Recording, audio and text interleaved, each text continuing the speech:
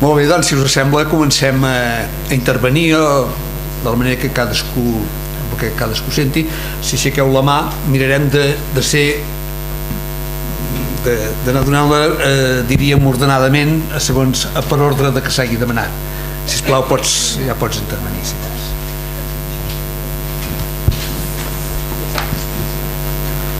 Buonasera, Simona. Buonasera. Primer de tot volia fer una mica d'advocat del diable. Quan has comentat el tema de la llei de l'1.9.90, si quan treballeu amb Xnet han de ser 1 i 9 persones o un 1 i 9% les que s'encarreguin del control de la pròpia iniciativa, vull dir, com podem pensar que això és plena democràcia? Clar, si 9 persones o un 9% són els que controlen la iniciativa, no pot prostituir-se la mateixa idea i acabar en un efecte totalment contrari al que es buscava? Aquesta és la primera pregunta. Després, està molt bé tot el tema aquest de Xnet, que sembla un nom de superheroi o grup de superherois, però clar, estem en un país que n'hi ha molts analfabets tecnològics. Aleshores, clar, com podem aconseguir també la plena democràcia amb una quantitat de gent que no té accés a aquestes tecnologies o no les saben fer servir? Gràcies, res més. No sé si contesto. Sí, millor cada un. I mentrestant, hi ha un altre. Sí, contesto. Sí, contesta. Llavors seré breu. Mira, perquè depèn de les estructures. Nosaltres, perquè hi ha una altra llei que fins a 150 és suportable, una organització després és forçosament populista. Llavors nosaltres nosaltres fem una cosa que és poc, com se dice, ¿cómo? Habitual. No,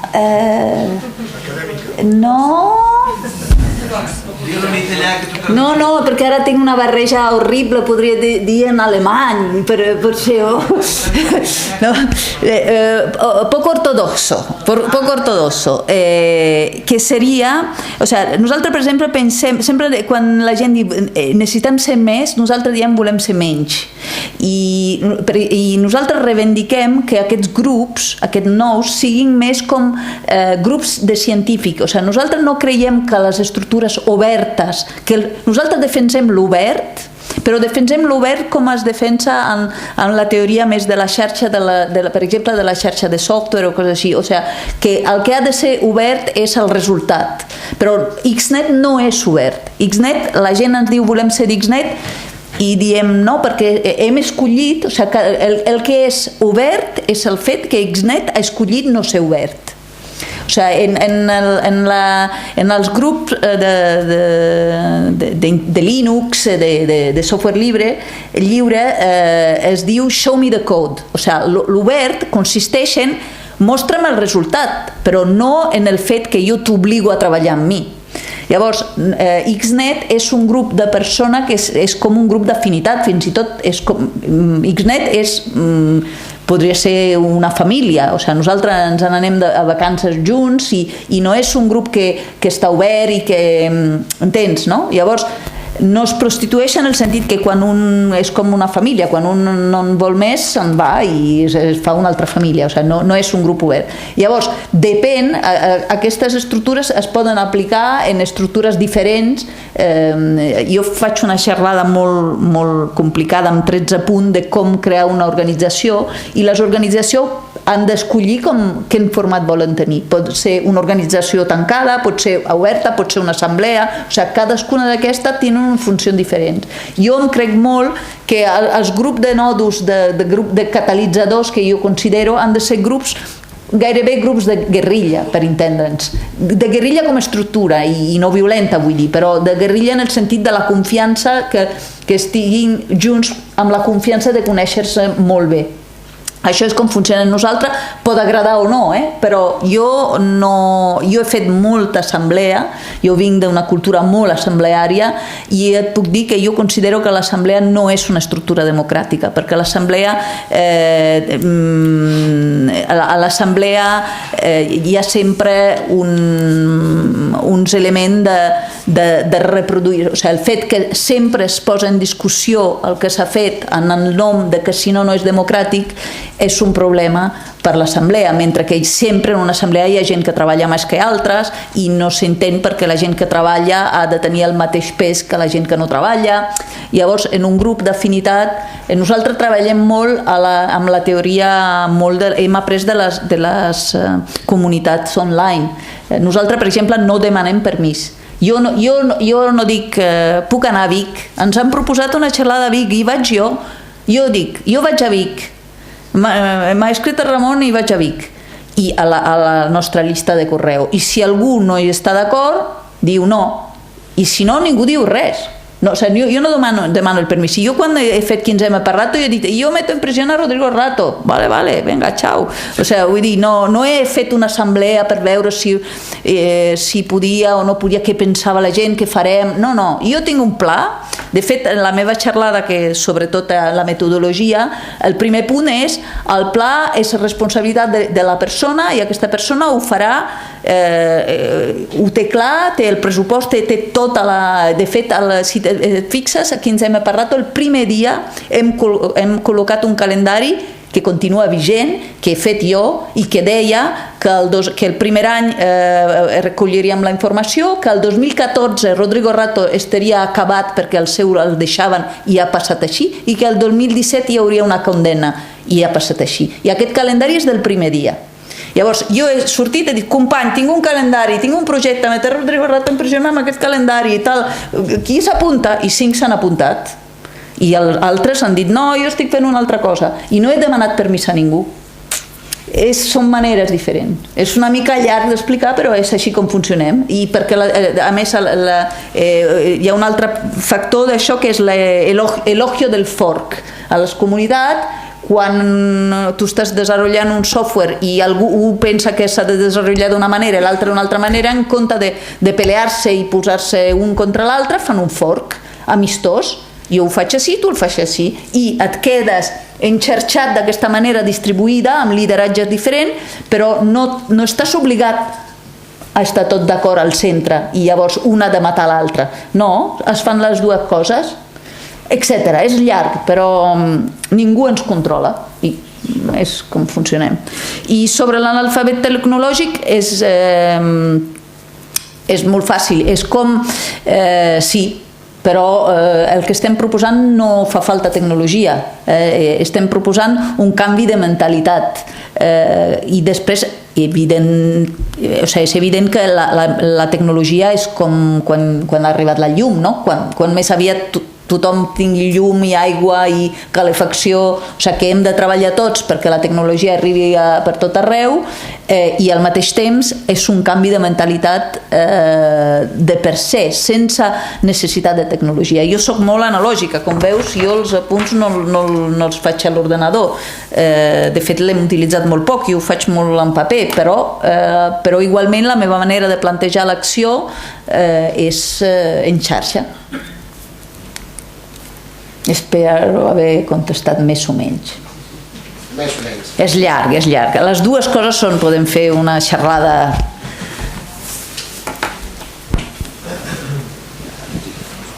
Hola, a la seva intervenció vostè comentava que hi hauria la possibilitat de votar per internet i que seria una manera de fer la desintermediació.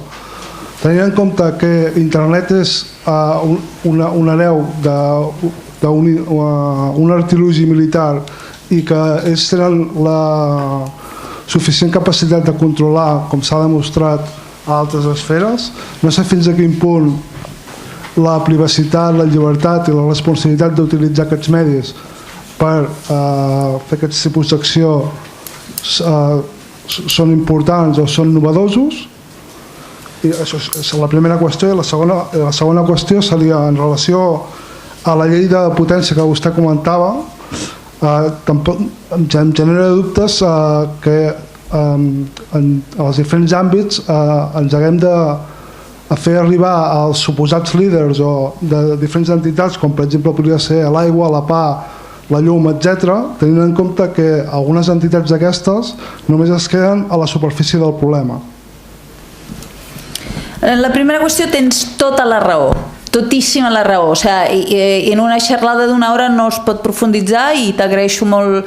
Tutejo sobretot perquè no sé fer els verbs a la tercera persona. T'agraeixo molt perquè tens raó. Llavors, dues coses.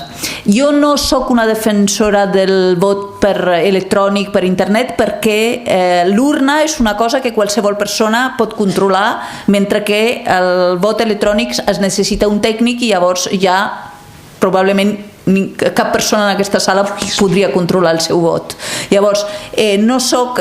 Jo el que volia dir és que podem, per exemple, assistir al Parlament, podem assistir-hi tots, vull dir que hi ha eines, tens raó, o sigui, no s'ha de confondre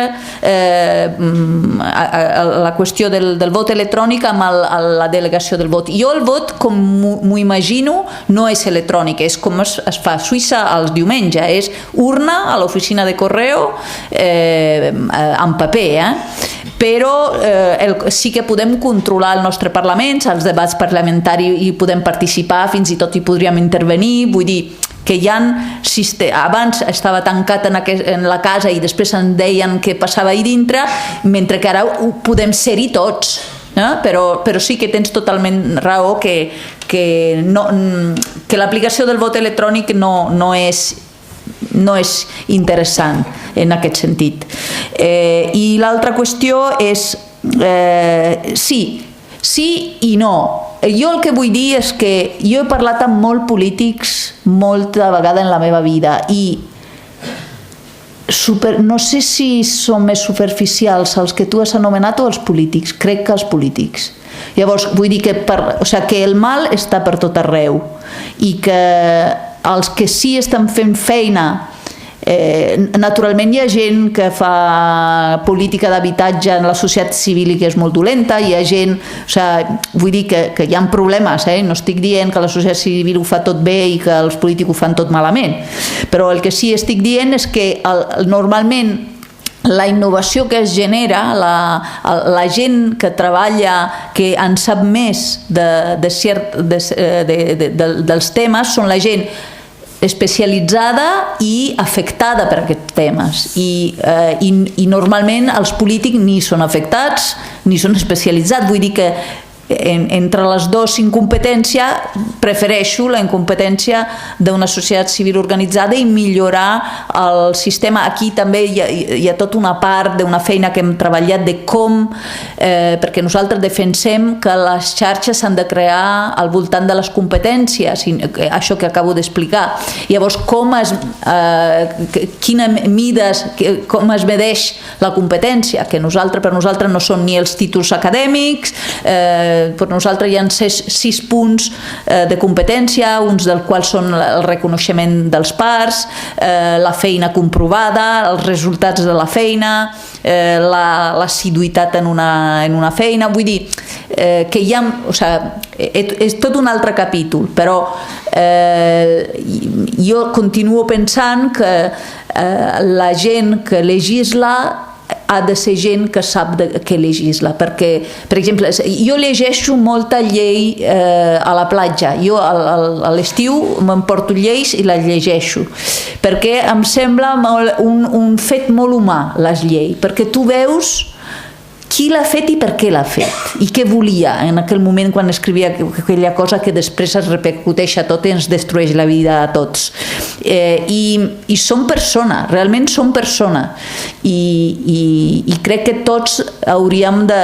Jo ara dirigiré un màster a la Universitat Pompeu Fabra que s'anomena Dret Civil, Tecnopolítica i Cultura Digital i el que farem com per l'avaluació canviarem lleis com persones, farem això que he explicat ho farem com persones. Llavors els estudiants, segons els interès, agafaran una llei, al començament de l'any estudiaran si la volen canviar de veritat, què té de dolent, etc., i farem tota la feina d'aconseguir que el Parlament la canviï, depenent del Parlament Europeu o l'estatal d'aquí o el que vulguem. I jo crec que és una combinació de competència que s'ha de trobar.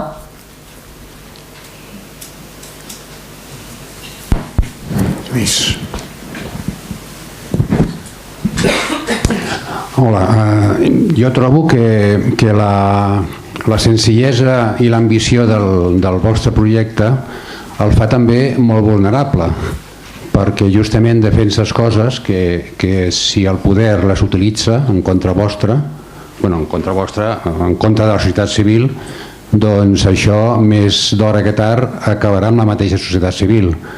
Jo penso que tot és qüestió també de proporcions. La societat civil històricament aquí a Catalunya ha tingut molta importància i jo crec que l'hem de mantenir com un tresor, però si mai la societat civil, clar, la societat civil és molt diversa, l'agafem com un bloc, el poder la interpreta com una cosa que realment pot canviar les coses i pot ser perillosa, doncs el poder anirà a carregar-se la societat civil, i com tu proposes mecanismes, diguem-ne, de participació anònima, tot això, doncs els estàs donant involuntàriament, lògicament, doncs la possibilitat de que el mateix poder creï xarxes com la vostra, i evidentment més poder perquè tindrà més recursos per tirar-les endavant, doncs que contrarresti qualsevol de les iniciatives que en bona fe es puguin fer.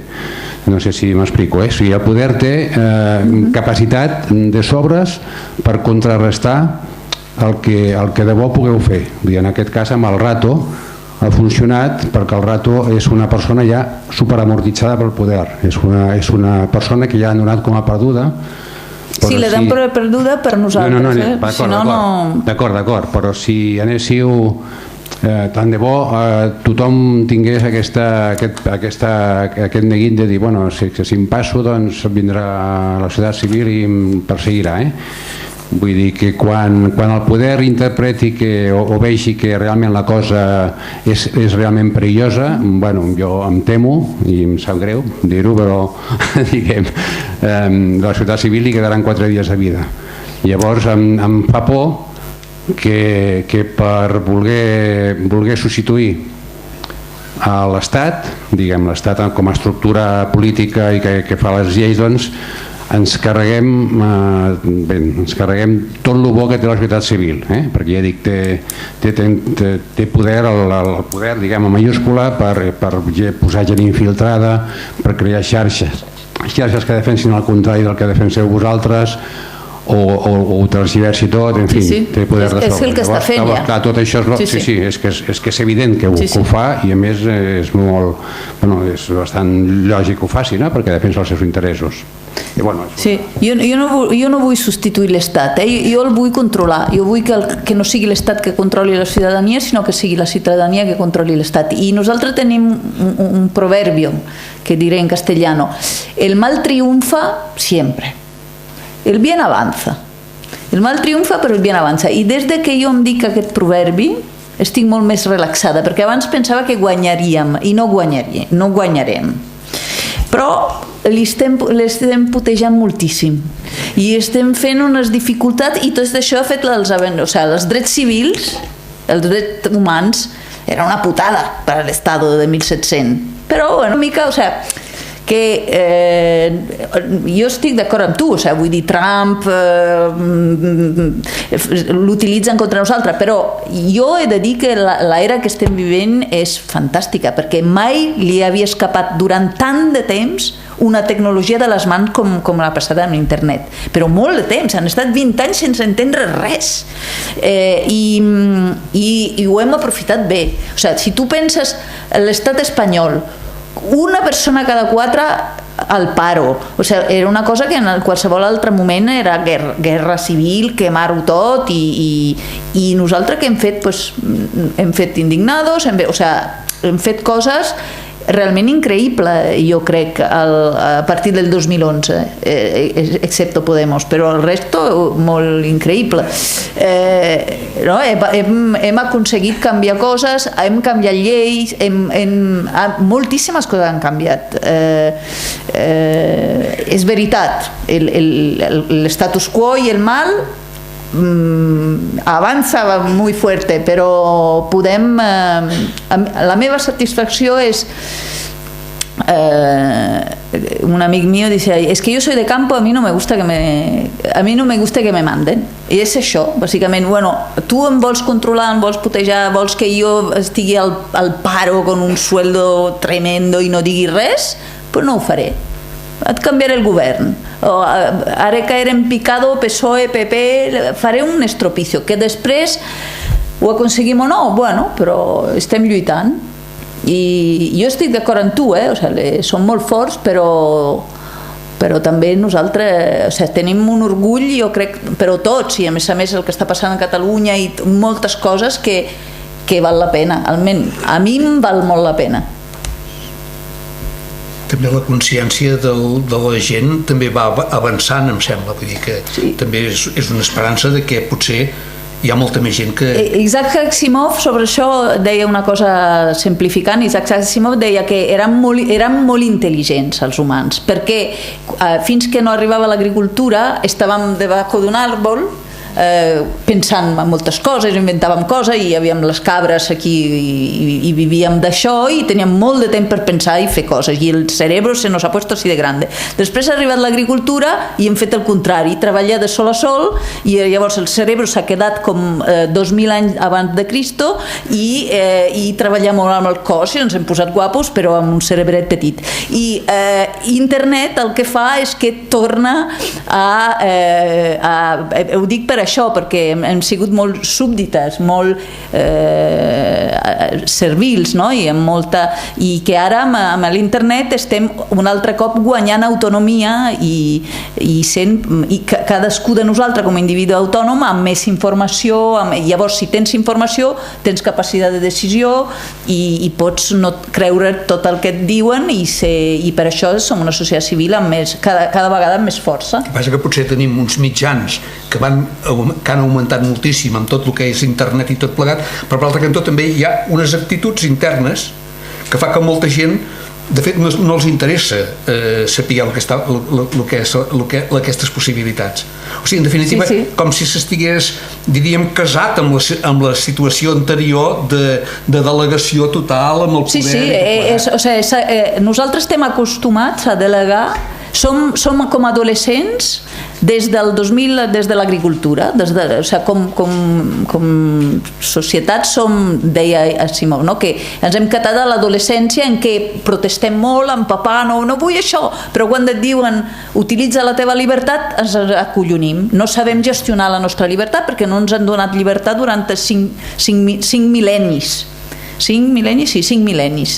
Llavors ara estem aprenent a utilitzar la nostra llibertat i llavors encara som una mica ho fem una mica aprenent, però jo crec que cada vegada més podem fer-ho.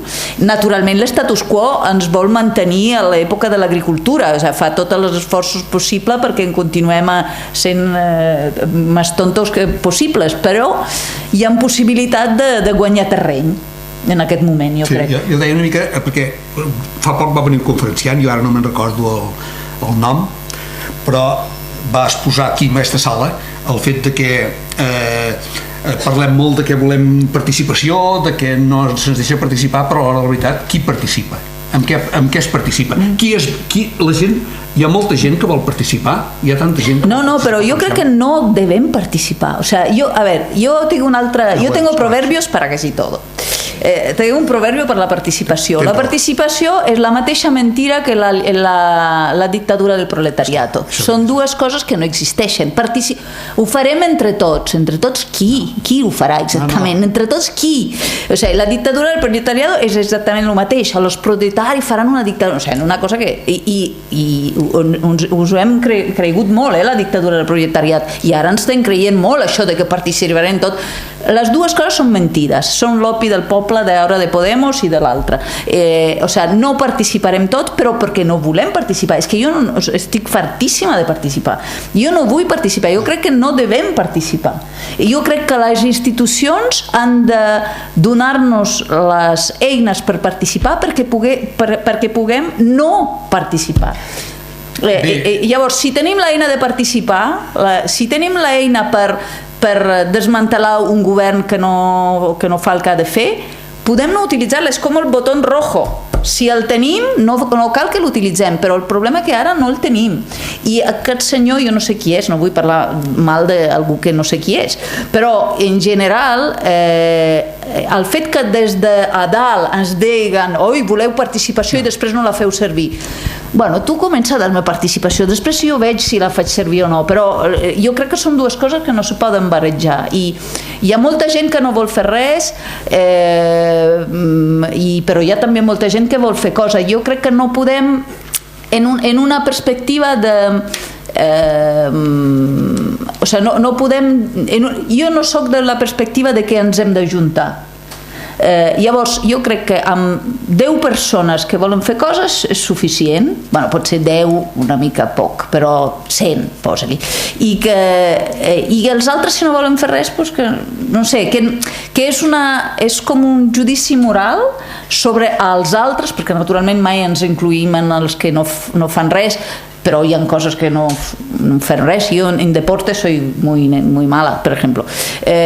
Vull dir que hi ha coses en què no sé, aquest judici de que si els altres fessin el que tu fas tot aniria millor, per mi és el mateix que la idea centralitzadora, no? De dir, jo ho faig tot molt bé, però fins que tot no vinguin aquí on soc jo no passarà. Jo no vull que ningú vingui d'on soc jo, com ho he dit al company, i jo no vull que ningú vingui a Xnet, perquè segurament tenen altres coses, altres front molt important que cobrir, i que com que un destapi que els pressupostos no estan respectats, no cal que hi hagi 10.000 persones que es miren els pressupostos de l'Ajuntament. Com que el miri una persona, en tenim prou, però necessitem els canals per poder participar. Que després participa una persona, suficient, o 2 persones, suficient. O sigui, jo no crec en aquesta cosa que hi hagi una inèrcia, si no, no ho haguéssim fet els indignados. Els indignats ha participat 8 milions de persones, són moltes persones, i llavors no ens poden acusar de no voler participar.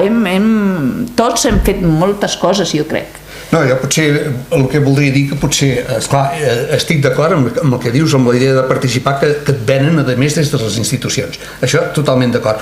Ara bé, en certa manera jo diria participar en el sentit de ser persona que et sents activa amb la nostra societat, o sigui que et sents membre de la societat en un sentit actiu, per dir d'una manera, no sé com dir-ho. Sí.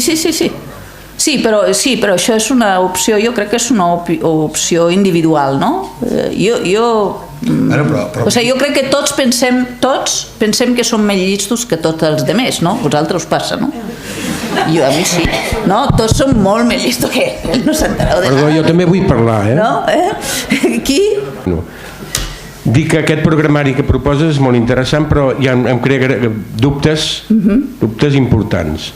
Com s'aplica això en el món del treball i a les empreses, com les controles? Perquè el que vol una empresa o una gran corporació és tenir màxim benefici. I llavors la gent que treballa, com poden controlar tot això? M'explico? Bueno, jo crec que hi ha llei, no?, que hem de canviar també en el món del treball. Amb una visió molt nihilista no farem res. No sé, jo l'aplico on jo el puc aplicar. Però si a ti tu aplica-la d'on vulguis, i si no la vols aplicar no l'apliquis. És extrapolar el sistema de nòduls al tema laboral. Sí, però és una cosa... A veure, Depèn. Hi ha el tema laboral de cadascú, com som emprenedors en un context concret que és el capitalisme. Llavors hi ha una qüestió d'emprenedors, després hi ha una qüestió d'estructures verticals de treball. Llavors, les estructures verticals, com són verticals, si hem dit que no ens agraden, no les podem canviar, però sí l'única manera que podem interferir és el que ja estem fent, que és forçant legislació que siguin més justes per al món del treball de les estructures verticals. No hi ha gaire... Una cosa és si tu estàs treballant en un grup de treball en el sentit que fas una cooperativa, llavors això ho podem aplicar en com funciona una cooperativa, que hi haurà un que dirigeix durant una època, un altre que dona suport i altres que... Això es pot aplicar si tu com treballador, emprenedor dintre del context del capitalisme eres lliure, però si tu ja ets dintre d'una estructura vertical, ontològicament, per ser una estructura vertical, l'única manera que tens és de modificar-la des de fora, com estem dient que volem modificar els parlaments o aquestes institucions. I les hem de modificar creant lleis que impedeixin i que desmantelin aquestes estructures verticals. No les pots aplicar en una estructura que no és vertical, no la pots aplicar a una estructura vertical.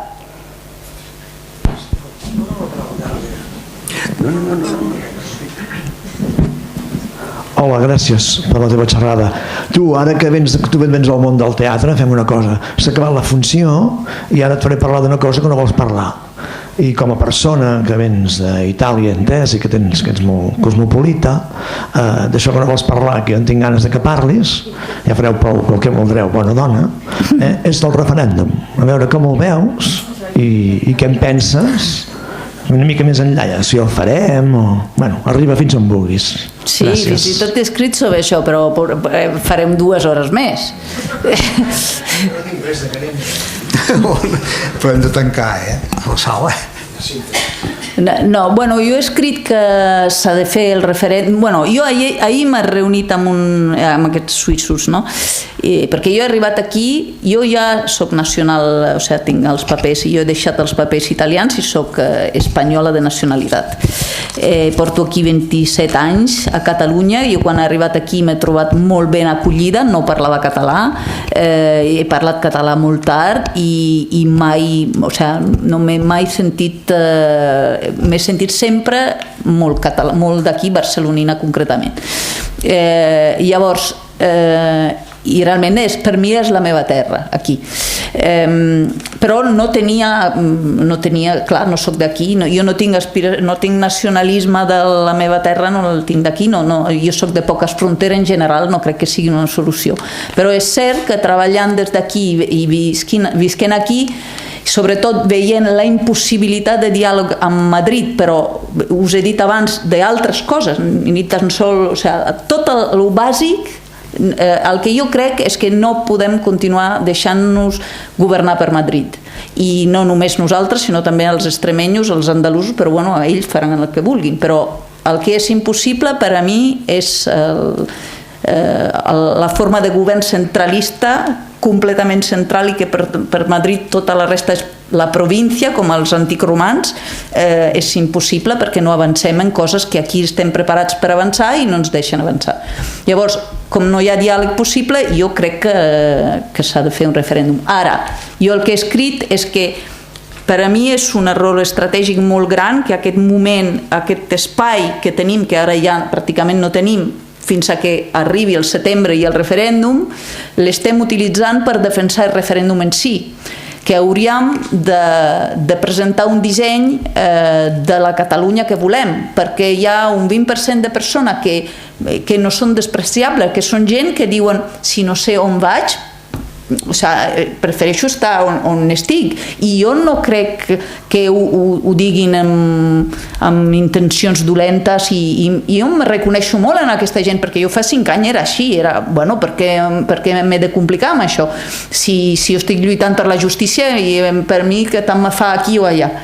I llavors jo crec que hi ha un problema. Jo fins i tot he proposat, hi ha un article que diu disseny per una república, no sé què, no me'n recordo el títol d'un article a VilaWeb, en què proposo una metodologia, perquè com veieu soc de metodologia, el que hauríem de tenir abans de fer referèndum perquè sigui una cosa desitjable. I una cosa també que pateixo molt és que els pobles d'Espanya ens odien, i és veritat. I per molt que jo participo a les tertúlies de la Mònica Terribas, que a mi m'agrada molt la Mònica i deixa parlar molta gent, etc. I però cada vegada que dic això, tots els altres tertulians em responen no és veritat, però és veritat.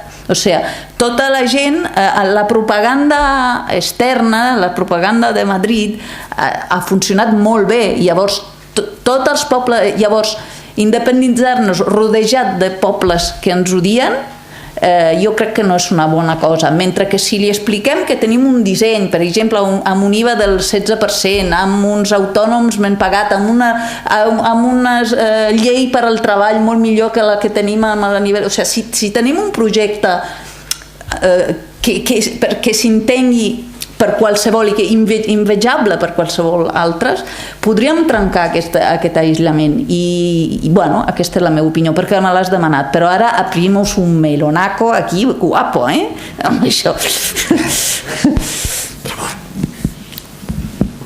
Hola, molt interessant tot el que comentes. A veure, el fet això de cada nucli que dius, no? Bueno, una mica l'Xnet que esteu treballant, és sempre, amb la teva experiència, és sempre un qui lidera o aquest lideratge va canviant també amb aquest amunt? No? Has comentat que tot això també expliques com organitzar-vos i tal, però una mica amb la vostra experiència què t'estàs trobant, no? Del dia a dia, de realment és un que té la idea i... No és un, o sigui, és 1%. Llavors, nosaltres som 5, però per exemple, en el meu grup jo soc jo dissenyo campanyes i tinc aquestes coses, jo soc líder en això, però per exemple en temes de tecnologia o d'altra cosa jo soc totalment ignorant, com us he dit abans, el que lidera l'altre company, i quan ell diu hem d'instal·lar el no sé què, no sé quanto, jo me callo la boca i ell lidera, i no li comento, saps? O sigui, fins i tot dintre. I després hi ha èpoques, hi ha coses més hi ha èpoques en què nosaltres som 5, però a un grup més gran potser que hi ha un grup més gran que lidera, però és una proporció que tu pots veure també en el teu grup d'amics, o realment és una proporció que és així. Bé, no hi ha ningú més que et vulgui demanar la paraula? No sé si tu tens alguna cosa més. No. Bé, doncs, simplement deixeu-me, perquè és costum de fer-ho, fer referència a la pròxima activitat que es farà precisament aquí, en aquesta mateixa sala, el dia 5 de maig, que és una conferència de Teresa Morera que es titula, com podeu veure tots a la fitxa, El que no vaig poder dir rere el taulell, mecanismes i perills dels fàrmacs. Per altre cantó, també dintre de la fitxa hi trobeu la possibilitat de, si algú no està prou al corrent de la marxa del fòrum, doncs de demanar més informació, seria omplint aquesta butlleta que hi ha al darrere, o de la possibilitat de fer-se soci del fòrum, que realment també és molt interessant que tinguem aquest sentit de col·laboració també en el fòrum perquè la cosa pugui anar tirant endavant. Doncs moltes gràcies a tots, fins un altre dia, bona nit a tots. Gràcies a la Simona d'una manera molt especial.